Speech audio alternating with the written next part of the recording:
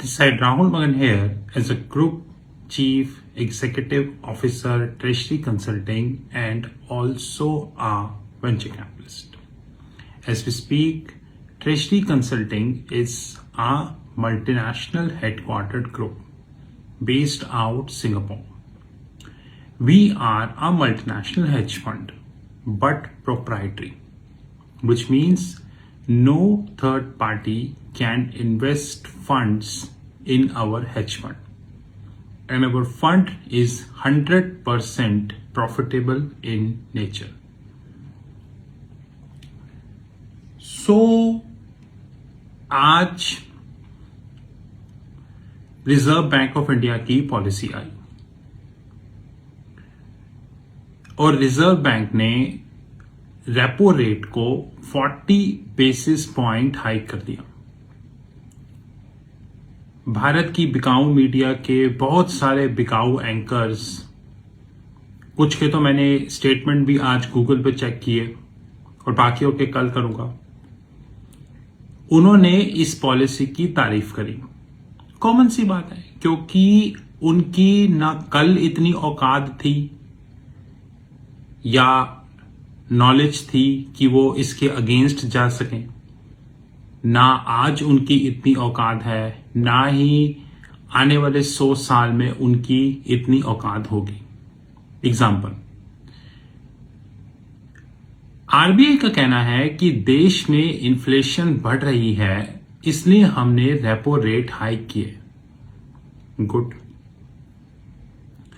तो आरबीआई से पूछो कि देश में इन्फ्लेशन कम थी कब, जो अब बढ़ रही है।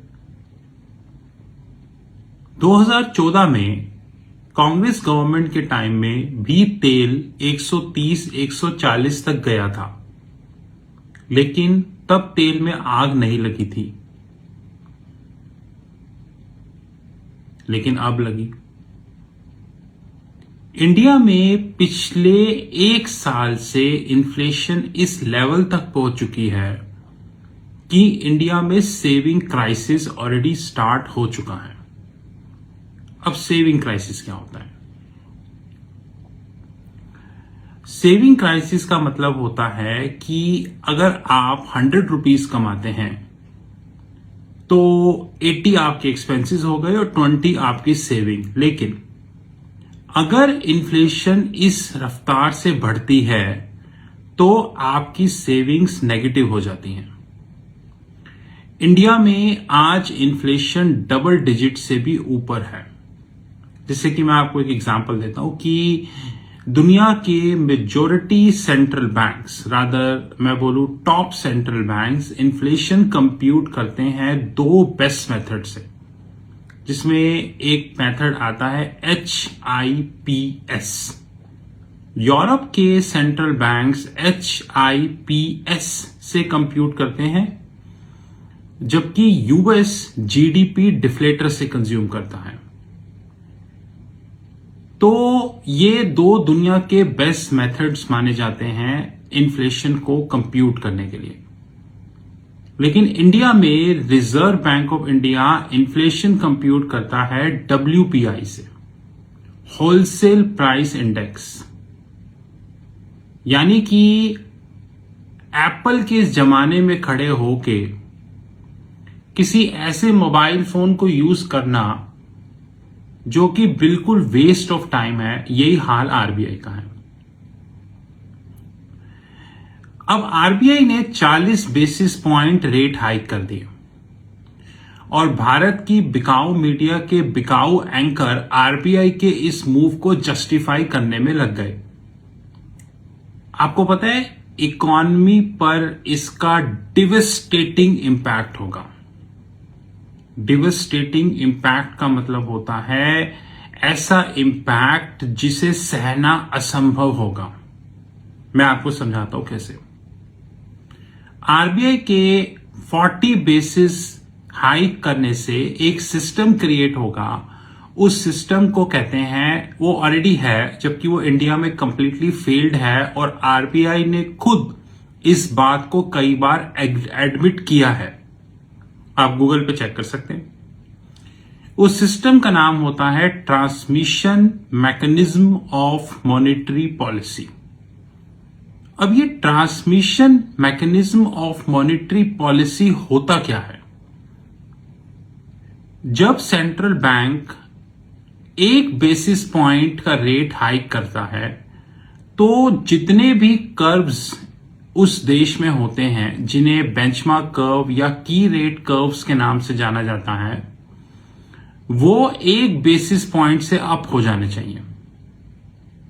लेकिन अगर वो 1 बेसिस पॉइंट से कम हाइक होते हैं तो transmission mechanism of monetary policy को फेलियर माना जाता है। सिमिलरली, अगर central bank $1 1 basis point rate कम करता है तो उस देश के जितने उस देश का बेंचमार्क कर्व प्लस जो एसोसिएटेड कर्व्स हैं वो 1 बेसिस पॉइंट से कम हो जाने चाहिए। यह टैक्टफुल मेथड होता है।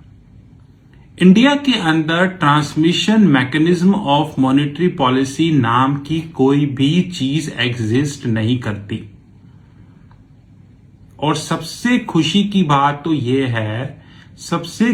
बात यह है कि आज तक किसी भी मीडिया संस्थान ने, फिर चाहे वो न्यूज़पेपर हो, चाहे वो मैगजीन हो, चाहे वो आपका टीवी चैनल्स हो, फिर चाहे वो डिबेट हो या कुछ भी हो, उन्होंने इस बात को कभी भी रेज नहीं किया। और सबसे इंपॉर्टेंट फैक्टर ये है कि 99% इन्वेस्टर को ये भी नहीं पता कि transmission mechanism of monetary policy नाम की भी कोई चीज होती है। ये उससे भी खुशी की बात है। तो अब आरबीआई ने अगर 40 बेसिस पॉइंट का रेट हाइक किया तो प्राइवेट बैंक्स अपना रेट बढ़ाएंगे। तो जितने भी फ्लोटिंग रेट हैं, जैसे कि ईएमआई, घर का लोन, पढ़ाई का लोन, बाइक का लोन, शादी का लोन, एजुकेशन का लोन, रियल एस्टेट का लोन या कोई भी लोन, वो सब 40 बेसिस पॉइंट से ज्यादा बढ़ जाएंगे। लेकिन इंडिया की मीडिया इस बात को कभी रेस नहीं करेगी। तो जब बैंक के रेट बढ़ेंगे तो कॉमन सेंस की बात है, जिन जिन लोगों ने बैंक से बोरो किया होगा, राइट, या तो उनको एडिशनल इंटरेस्ट पे करना पड़ेगा। और ये तो आप अच्छे से जानते हो कि इंडिया के अंदर बिजनेस धंधों की क्या हालत है। हां, 2-3 बड़ी बड़ी कॉरपोरेट्स रोज तरक्की कर रही हैं। उन 2-3 कॉरपोरेट्स को छोड़ दिया जाए तो ग्राउंड रियलिटी आज इंडिया में ये है कि मेजॉरिटी कंपनीज या तो लॉस में चल रही हैं या वो अपने एम्प्लॉयज को फायर कर रही हैं। इसका बेस्ट एग्जांपल यह है कि पिछले 8 सालों में 10 से ज्यादा बड़े बैंक्स इंडिया या तो छोड़ चुके हैं या अपनी वर्कफोर्स या अपने बिजनेस को ट्रिम कर चुके हैं। 3 या 4 से ज्यादा बड़े ऑटोमोबाइल ब्रांड्स इंडिया छोड़ चुके हैं। और अब जो सुनने में आ रहा है, दुनिया की बड़ी सीमेंट कंपनियों में से एक होलचीम सीमेंट, वो इंडिया छोड़ के जा रहा है। तो ये तो ग्राउंड रियलिटी है इंडिया की।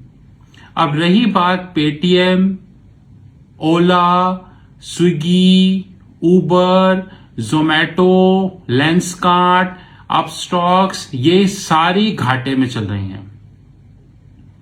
और हिस्ट्री विटनेस है कि घाटे में चलती हुई कंपनियां ज्यादा टाइम तक सरवाइव नहीं करती।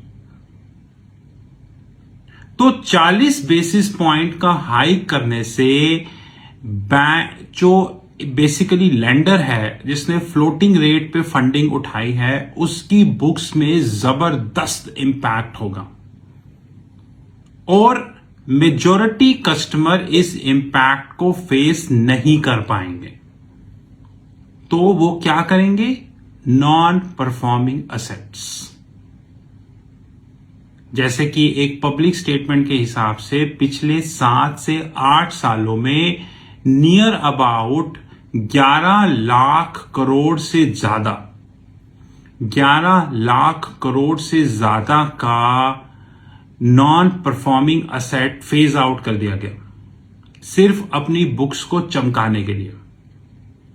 लेकिन क्या उदय कोटक या इन जैसे लोगों ने आपको बताया? कभी नहीं बताया होगा। लेकिन अगर यही उल्टा होता तो आप उदय कोटक को देखते सबसे पहले। अब सबसे इंटरेस्टिंग फैक्ट, जब इंडिया में एनपीए साइकिल बढ़ेगी तो बैंक्स की बैलेंस शीट पे और स्ट्रेस आएगा। चाहे इस देश की बिकाऊ मीडिया इस स्ट्रेस को दिखाए या ना दिखाए, लेकिन स्ट्रेस आएगा। और इसे बोलते हैं क्रेडिट डिपॉजिट रेशो। इसका मतलब होता है कि अगर किसी बैंक में 100 रुपए का डिपॉजिट है तो उसको कितना क्रेडिट दिया गया, मतलब कि जो भी बोरोवर्स हैं उनको कितना क्रेडिट दिया गया। क्रेडिट डिपॉजिट रेशो फॉल करेगी टेक्निकली, और अगर वो फॉल नहीं करती तो इसका मतलब नॉन परफॉर्मिंग असेट्स की साइकिल दोबारा से रिन्यू होगी। ये तो पहली चीज है। हाँ, ये अलग बात है कि इतने विस्तार से आपको हिंदी मीडिया वाले कभी नहीं समझाएंगे, क्योंकि उनको आता ही नहीं। उनको एक चीज आती है कि पीछे से उनको फोन आता है और उस दिन वो उस स्टॉक के पीछे पड़े रहते हैं, बस। अब दूसरी सबसे इंपॉर्टेंट चीज, आरबीआई ने सीआरआर हाइक कर दी 50 बेसिस पॉइंट। और आज मैं कई बिकाऊ एंकर्स के स्टेटमेंट देख रहा था और उनमें से एक ने भी सीआरआर पे अपनी स्टेटमेंट नहीं दी। अब सीआरआर क्या होती है? Cash reserve ratio. बैंक अपने डिपॉजिट का कुछ पार्ट आरबीआई को जमा कराता है कि गॉड फॉरबिड अगर कोई ऐसी इवेंचुअलिटी हो जाती है, कोई ब्लैक स्वैन इवेंट हो जाता है, तो डिपॉजिटर्स को कॉम्पेंसेट किया जा सके। ये है अकबर बादशाह की सीआरआर की डेफिनेशन, जो अकबर बादशाह छोड़ के गए थे। लेकिन अब सीआरआर का कोई रेलेवेंस नहीं है, क्योंकि हमने येस बैंक में देखा, दीवान हाउसिंग में देखा, infrastructure leasing and financial services में देखा, पीएमसी बैंक में देखा, और ऐसे कई केसेस में देखा कि उसके इन्वेस्टर आज भी धक्के खा रहे हैं। लेकिन सीआरआर में 50 बेसिस पॉइंट हाइक का मतलब है कि बैंक के पास जो डिपॉजिट आता है वो डिपॉजिट अब आरबीआई के पास 0.5% ज्यादा जमा होगा। अब सबसे इंटरेस्टिंग फैक्ट ये है कि सीआरआर में इंटरेस्ट नहीं पे किया जाता, जो कि पे किया जाना चाहिए। यानी कि अगर आप 100 रुपए का डिपॉजिट लेते हैं किसी कस्टमर से, तो 5 रुपए का सीआरआर, मैं आपको एक एग्जांपल दे रहा हूं, वो 5 रुपए का सीआरआर आरबीआई को जमा होता है, लेकिन उस पे कोई इंटरेस्ट की पेमेंट नहीं होती। अब क्योंकि उसमें कोई इंटरेस्ट की पेमेंट नहीं होती, तो बैंक्स को ज्यादा पैसा आरबीआई को डिपॉजिट करवाना पड़ेगा। इसका मतलब कि उसे संक असेट बोलते हैं। संक असेट का मतलब होता है ऐसा असेट जिसपे कोई इनकम जनरेट नहीं की जा सकती। इसका मतलब बैंक्स की जो एनआईआई होती है, जिसे बोला जाता है नेट इंटरेस्ट इनकम, वो नीचे गिरेगी, क्योंकि कॉस्ट ऑफ लेंडिंग बढ़ेगी और कॉस्ट ऑफ बोरोइंग भी बढ़ेगी और एनपीए भी बढ़ेंगे, और सीआरआर का इंपैक्ट एनआईआई पे क्लियर दिखेगा। मैं तो हमेशा से बोलता हूं कि नोबेल प्राइज कमेटी को आरबीआई को एक मोमेंटो हर साल देना चाहिए। पूछो क्यों? क्योंकि आरबीआई की नॉलेज इतनी शानदार है कि आइंस्टाइन का बाप भी उसको जस्टिफाई नहीं कर सकता। पहले तो आपने रेपो रेट बढ़ाया 40 बिप्स से, जो कि अनवारंटेड था। जिसकी कोई रिक्वायरमेंट नहीं थी। दूसरा, आपने सीआरआर हाइक किया जिससे बैंक्स की बैलेंस शीट पे स्ट्रेस बढ़ेगा, ना कि कम होगा। और ये सीआरआर हाइक होने से कोई भी बैंक एक्सेप्शनल नहीं रहेगा। ऐसा नहीं है कि इसका इंपैक्ट कोटक पे ज्यादा होगा या एचडीएफसी पे कम होगा या आईसीआईसी पे नहीं होगा, ऐसा नहीं है। सभी पे इसका प्रोपोर्शनेट इंपैक्ट होगा। हाँ, जिसका जितना बड़ा डिपॉजिट है उतना ही बड़ा इंपैक्ट होगा, वो कॉमन सेंस है। जिससे कि सिचुएशन और खराब होगी। बैंक इस लॉस को कॉम्पेंसेट करने के लिए अपना इंटरेस्ट रेट अग्रेसिवली इंक्रीज करेंगे, जिससे कि रिटेल बोरोवर और कॉर्पोरेट बोरोवर दोनों की बुक्स पे हैवी डेंट होगा। Common sense. लेकिन हिंदी मीडिया को यह बात अभी तक समझ में नहीं आई और उन्होंने ना बताई। इसका इंपैक्ट आपको स्टॉक मार्केट पे भी दिखेगा, क्योंकि अगर बैंक्स की बैलेंस शीट पे इंपैक्ट होगा तो कॉमन सी बात है बैंक निफ्टी नीचे होगी। कॉमन सी बात है, बैंक निफ्टी नीचे होगी। और जैसा कि मैंने कहा कि इसमें कोई भी एक्सेप्शन नहीं होगा। हाँ, जिसका जितना बड़ा डिपॉजिट उसको उतना ही बड़ा चूना लगेगा, ये है। और उस चूने को उस चूने को करेक्ट करने के लिए वो आगे कस्टमरों को चूना लगाएगा। और कस्टमर की बैलेंस शीट तो पहले ही वीक है, तो वो बेचारे को कोई क्या चूना लगाएगा। अब इसका इंपैक्ट निफ्टी पे भी पड़ेगा, क्योंकि हिंदी मीडिया के बहुत सारे एंकरों ने बोला था कि निफ्टी 25,000 चली जाएगी, सेंसेक्स 1 लाख चला जाएगा। आज सेंसेक्स 1 लाख चला गया और निफ्टी 25,000 चली गई। और मैं कितने लंबे समय से बोलता आ रहा हूं कि जो इंडिया की ग्राउंड रियलिटी है वो निफ्टी 10,000 से ज्यादा सपोर्ट नहीं करती। और इतिहास गवाह है कि दुनिया की हर चीज अपने बेसिक फंडामेंटल पे आके ही रहती है। जैसे मैं आपको एक एग्जांपल देता हूं ऊबर का। ऊबर जब लिस्ट हुई थी तो उसकी वैल्यूएशन थी $100 बिलियन। सही सुना, $100 बिलियन। और मैं ऊबर के सीईओ का इंटरव्यू ब्लूमबर्ग टीवी पे देख रहा था और सिर्फ ये सोच रहा था कि किस हद तक हम बिक चुके हैं कि हमें यह नहीं दिखा कि एक लॉस मेकिंग कंपनी की पहले तो लिस्टिंग हो गई और फिर उसका प्राइस, उसकी वैल्यूएशन 100 बिलियन तक पहुंच गई। आपको पता है ऊबर की लिस्टिंग को 2.5 साल से ज्यादा हो गया, लेकिन आज तक ऊबर के स्टॉक प्राइस ने अपनी लिस्टिंग प्राइस को भी टच नहीं किया। और आज खड़े होके जब बना रहे हैं तो ऊबर का स्टॉक $29 है, 29। और अभी यहां से और नीचे आएगा। तो हर चीज अपनी रियलिटी की तरफ आती है। मैं फिर इस चीज को रिपीट करता हूं, आरबीआई ने जो डिसीजन लिया है रेपो रेट हाइक करने का और सीआरआर बढ़ाने का, इसके इंडियन इकोनॉमी पे जबरदस्त नेगेटिव रिपरकशन होगा और उसे कोई रोक नहीं पाएगा। Specially small and medium term enterprise जो कि बैंक के क्रेडिट पर ही चलते हैं, जिन्हें के पास बैंक की क्रेडिट लिमिट होती है, वो सबसे पहले मरेंगे। उसके बाद बड़े बड़े कॉर्पोरेट्स मरना शुरू होंगे। इस डिसीजन से इंडिया में एक नई NPA cycle, non performing asset cycle का इनिशिएशन होगा और वो आपको जल्दी दिख जाएगा। मुझे कोई फर्क नहीं पड़ता कि इस वीडियो को देख के मुझे कितने लाइक्स मिलते हैं, कितने डिसलाइक्स मिलते हैं, कितने कमेंट्स मिलते हैं, कितने व्यूज मिलते हैं, कितने सब्सक्राइबर्स मिलते हैं। मेरे लिए ये सारी चीजें अब व्यर्थ हो चुकी हैं, क्योंकि मैं एक चीज समझ गया हूं कि मैं उस सिस्टम में जी रहा हूं जो पूरे का पूरा या तो बिक चुका है या वो इनकॉम्पिटेंट है।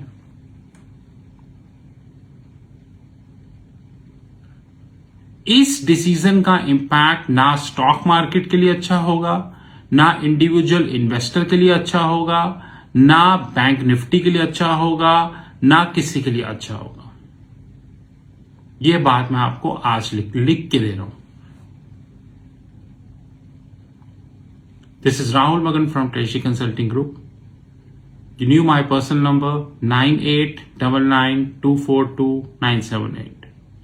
I repeat, you knew my number 9899242978. Have a great time ahead.